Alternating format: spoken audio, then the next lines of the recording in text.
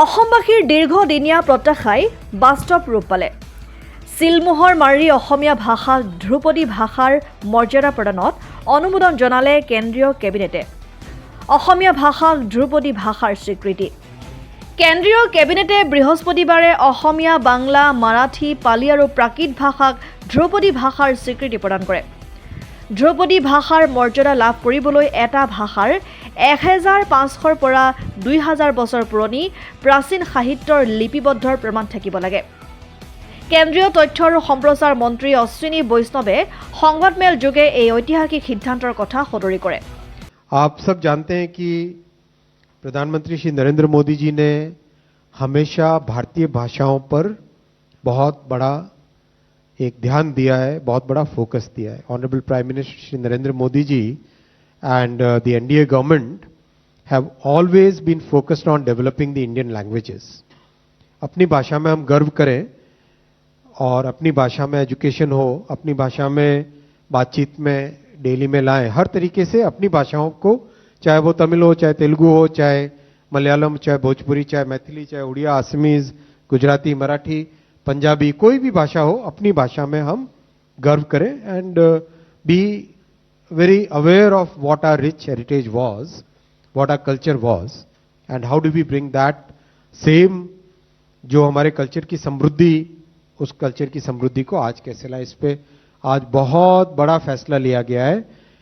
5 languages को classical languages के लिए approve किया गया है। 5 लैंग्वेजेस मराठी, पाली, प्राकृत, असमीज और बंगाली, इन 5 लैंग्वेजेस को क्लासिकल लैंग्वेजेस का दर्जा दिया गया है। উল্লেখযোগ্য যে অসমীয়া ভাষাক ধ্ৰুপদী ভাষাৰ স্বীকৃতি প্ৰদানৰ ক্ষেত্ৰত অসম সাহিত্য সভাৰ প্ৰাক্তন সভাপতি কুলধৰ শইকীয়াই বিশেষভাৱে আগভাগ লৈছিল। প্ৰাক্তন সভাপতিগৰাকীয়ে 3 বছৰৰ আগে প্ৰস্তুত কৰিছিল প্ৰতিবেদন। কেৱল ইমানেই নহয়, প্ৰাক্তন সভাপতি শইকীয়াই দেশৰ প্ৰধানমন্ত্ৰী নৰেন্দ্ৰ মোদীলৈ চিঠি লিখি ইয়াৰ বিষয়ে উল্লেখ কৰিছিল। ইফালে সামাজিক মাধ্যম যোগে এই স্বীকৃতি প্ৰদানৰ বাবে কেন্দ্ৰীয় চৰকাৰক কৃতজ্ঞতা জনালে ৰাজ্যৰ মুখ্যমন্ত্ৰী ডক্টৰ হিমন্ত বিশ্ব শৰ্মাই। এই স্বীকৃতিয়ে অসমীয়া ভাষাক এক নান্দনিক মালা পিন্ধালে বুলি মন্তব্য মুখ্যমন্ত্ৰীগৰাকীৰ। নমস্কাৰ। অ মোৰ চেনেহী দেশ, তোমাৰ দুখীয়া প্ৰজা, ৰচাতাত শান্তিৰ সৰগ। ক'ত পাম এনে প্ৰীতি, সৰল প্ৰাণৰ ভাষা, সেৱাৰ মহিমাময় ত্যাগ। বিনন্দ চন্দ্ৰ বৰুৱাই কৈছিল, অমৃত বৰষা মাত জননী মুখৰ, সৰি পৰা শুনিলো ইয়াত, তাৰেই মোহত পৰি পাহৰি সকলো, ভুল গলো জননী কোলাত। স্বদেশ স্বজাতি আৰু স্বধৰ্মত থাকি শুনো যেন স্বদেশৰ ভাষা, স্নেহময়ী জননীৰ মৌসনা মাত, তাতে মাতো নিঃকিনৰ আশা। আজিৰ দিনটোত অসমীয়া ভাষা সংস্কৃতিৰ বাবে এক অভূতপূৰ্ব প্ৰাপ্তিৰ দিন। খন্তেক সময় আগতে ভাৰতৰ প্ৰধানমন্ত্ৰী নৰেন্দ্ৰ মোদী ডাঙৰীয়াৰ অধ্যক্ষতাত কেন্দ্ৰীয় কেবিনেটে অসমীয়া ভাষাক ক্লাছিকেল লেংগুৱেজৰ মৰ্যাদা প্ৰদান কৰিছে। ক্লাছিকেল লেংগুৱেজৰ মৰ্যাদা মানে কি?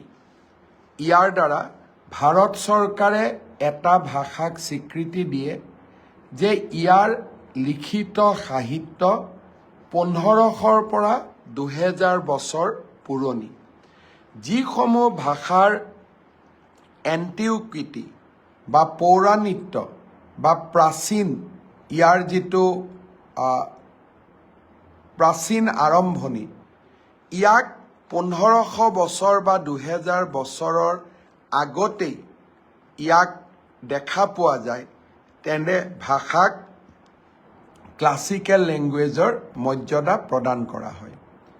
আজিৰ কেন্দ্ৰীয় কেবিনেটে অসমীয়া আৰু বঙালী দুয়োটা ভাষাকে ক্লাছিকেল লেংগুৱেজৰ মৰ্যাদা প্ৰদান কৰাৰ পিছত এটা বিতৰ্কৰ ওৰ পৰিল যে অসমীয়া বঙালী ভাষাৰ পৰা উৎপত্তি হৈছিল, অৰ্থাৎ দুইটা ভাষাই ইণ্ডিপেণ্ডেণ্ট, দুইটা ভাষা 1500 পৰা 2000 বছৰ পুৰণি আৰু দুইটা ভাষাৰে পুথি লিখিত গদ্য সেই পৌৰাণিক দিনলৈ চিহ্নিত কৰিব পৰা যায়। এটা অসমীয়াৰ বাবে আজিৰ দিনটো এটা ডাঙৰ প্ৰাপ্তি। অন্যহাতে প্ৰতিযোজকা সাহিত্যিক ডক্টৰ নগেন শইকীয়াই প্ৰতিক্ৰিয়া প্ৰকাশ কৰি এইদৰে কয়, যিটো স্থান সেই স্থান অসমীয়া ভাষাত লাভ কৰাৰ কাৰণে সঁচাকৈয়ে আনন্দ পাইছোঁ। আজি ৰাতিপুৱা খবৰটো পায়ে আনন্দ পাইছোঁ যে এইটো উৰিষ্যাই যেতিয়া পাইছিলে উৰিয়া ভাষা সেই সময়তে পাব লাগিব বুলি মই কাগজত লিখিছিলোঁ যে আমি উৰিয়া ভাষাই যিটো পাইছে স্থান সেই স্থান অসমীয়া ভাষাই পাব লাগে। কিন্তু সেই সময়ত আমাৰ বোধ কৰোঁ কাম কৰা মানুহৰ খুব অভাৱ আছিল আৰু সেইটো কোনেও নাভাবিছিল। গতিকে ধ্ৰুপদী ভাষা হ'লেনো কি লাভ হ'ব? পৰিষ্কাৰ হৈ নাই। ধ্ৰুপদী ভাষাটোৰ যিটো তাৰ গুৰি সেই গুৰিৰ পৰা তাৰ যিটো বিকাশ গোটেই বিকাশখিনি সামৰি ল'ব আৰু সেইটো এটা কথা প্ৰমাণ কৰে যে এই ভাষাটো হঠাৎ হোৱা ভাষা এটা নহয়। এই ভাষাটোৱে তাৰ নিজৰ যিটো গুৰি সেই গুৰিটো বহুত পুতনৰ পৰা আহি এই অৱস্থা পাইছে। আৰু সঁচাকৈয়ে মই ভাবোঁ যে এইটো খ্ৰীষ্টপূৰ্ব কালৰ পৰাই অসমীয়া ভাষাৰ বীজটো লাহে লাহে গঢ় লৈ উঠিছিল। এতিয়া চৰকাৰে বিদ্যায়তনিক যিটো গুৰুত্ব সেই গুৰুত্বটো বঢ়াবৰ কাৰণে যত্ন কৰিব লাগে। এতিয়া অসমীয়া স্কুলৰ ল'ৰাক গছ পুলি ৰুবলৈ পঠিয়াব নালাগে। অসমীয়া স্কুলৰ ল'ৰা অন্যান্য আমাৰ ইংৰাজী মাধ্যমৰ ল'ৰাৰ স্কুলৰ ল'ৰা ছোৱালী স্কুলত যেনেকৈ শিক্ষাদান কৰে ৰাতিপুৱাৰ পৰা গধূলিলৈকে আৰু ক'তো বন্ধৰ তেনেকুৱা নাই, গছ পুলি ৰুবলৈ নপঠিয়াই আমাৰ ল'ৰা ছোৱালীক ঠিক তেনেধৰণে উচিত শিক্ষা দিব লাগিব, সময় উপযোগী শিক্ষা। তেতিয়াহে ধ্ৰুপদী ভাষাৰ যিটো গুৰুত্ব সেই গুৰুত্বটো তেওঁলোকেও বুজি পাব। বিশিষ্ট সাহিত্যিক তথা অসম সাহিত্য সভাৰ প্ৰাক্তন সভাপতি ইমৰান শ্বাহে প্ৰতিক্ৰিয়া প্ৰকাশ কৰি কয় যে আমি সচেতন হোৱাৰ সুবিধা এটা পাইছোঁ যে আমাৰ ভাষাটো কিমান প্ৰাচীন আৰু কিয় অসমীয়া ভাষাটো ধ্ৰুপদী। সেইটো যদি আমি অনুভৱ কৰিব পাৰোঁ তেন্তে অনাগত দিনত আমি সেই অনুযায়ী আমি আগবাঢ়ি যাব পাৰোঁ। অসমীয়া ভাষাই এই স্বীকৃতিটো বহুত আগতেই পাব লাগিছিল। বৰং আমি ধ্ৰুপদী ভাষা হিচাপে বহুত বেছি প্ৰাচীন বুলিয়ে দাবী কৰিব পাৰোঁ। তথাপি যে ৰাজহুৱাভাৱে স্বীকৃতিটো এটা বেলেগ কথা হয়, ইয়াৰ লগত হয়তো অন্য সা সুবিধা ইত্যাদি কথা জড়িত হৈ থাকে। গতিকে ই যেতিয়া তেনে এটা স্বীকৃতি পালে গতিকে স্বাভাৱিকতেই তাৰ লগত আনুষংগিক যিবিলাক সা সুবিধাবিলাক আমি পাম আৰু সেইখিনি যাতে আমি জাতি হিচাপে ভাষাৰ স্বাৰ্থত গ্ৰহণ কৰোঁ সেই আবেদন মই সকলোৰ প্ৰতি আগবঢ়াইছোঁ। এটা পাইছোঁ যে আমাৰ ভাষাটো কিমান প্ৰাচীন, কিমান পুৰণি, কিয় ই ক্লাছিকেল, কিয় ধ্ৰুপদী। আৰু সেইটো যদি আমি অনুভৱ কৰিব পাৰোঁ তেতিয়াহ'লে হয়তো আমি সেই অনুযায়ী কামৰ কাৰণে আগুৱাই যাব পাৰিম। আমাৰ এটা ধাৰণাৰ ভুল এটা হৈ যায়। সাধাৰণতে আমি অসমীয়া ভাষাটো আগবাঢ়িছে, বিশ্বৰ পটভূমিত ইয়াৰ এটা স্বীকৃতি পাইছে, এনেকুৱা ধৰণৰ কথাবিলাক আমি সাধাৰণতে সাহিত্য গুণী জ্ঞানী যিসকল লোক তেওঁলোকৰ কামৰ ওপৰতে নিৰ্ভৰ কৰি কওঁ। কিন্তু ভাষা এটা জীয়াই থাকে প্ৰকৃততে জনসাধাৰণৰ মাজত। সকলোৱে হয়তো সাহিত্যৰ বিষয়ে বিশেষ একো নাজানেও, তেওঁলোকৰ মাজতে ভাষাটো জীয়াই থাকে। আৰু সেইকাৰণে আমি সামূহিকভাৱে সকলোকে সামৰি লৈ ভাষাৰ উন্নতিৰ কাৰণে চেষ্টা কৰা ভাল। অন্যহাতে এই সন্দৰ্ভত কেন্দ্ৰীয় মন্ত্ৰী সৰ্বানন্দ সোণোৱালে সামাজিক মাধ্যমত কয়, এজন অসমবাসী হিচাপে মই গৌৰৱ আৰু কৃতজ্ঞতাৰ এক অভূতপূৰ্ব অনুভূতি অনুভৱ কৰিছোঁ। আজিৰ আগতে ভাৰতৰ মাত্ৰ 6টা ভাষাক শাস্ত্ৰীয় ভাষাৰ টেগ দিয়া হৈছিল। ভাৰতীয় শাস্ত্ৰীয় ভাষা হিচাপে অসমবাসীৰ সংযোজন সঁচাকৈ অতি আনন্দৰ বিষয় আৰু আমাৰ মাতৃভাষাৰ এই স্বীকৃতিৰ ক্ষেত্ৰত বৃহৎ অৱদান আগবঢ়োৱা প্ৰতিজন ব্যক্তিক মই ধন্যবাদ জনাইছোঁ।